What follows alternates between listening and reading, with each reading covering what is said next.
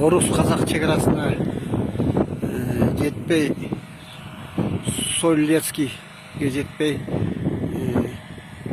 Бузулук деген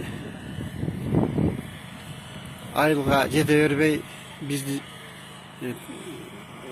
қырғыз мигранттар Москвадан келатқандар, Москвада хостелде 1,5 ай жашағандар мына ушул жерге келіп тақалдық. Keçö түнү келгенбиз. Keçö 6 май болчу. Мына жерде мына сотрудник милициялар тозуп алышты. Биздин болсо кыргыздар деп талаада жатат барысы. Бұл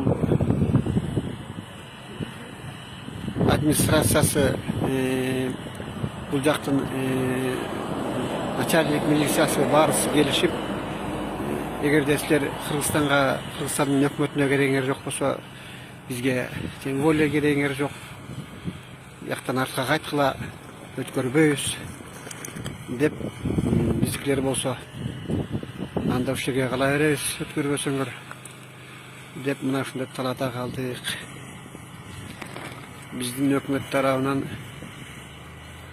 кандайдыр бир иш-аракеттер болобу белгисиз.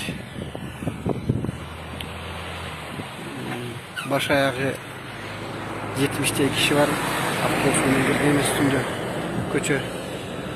Машалла.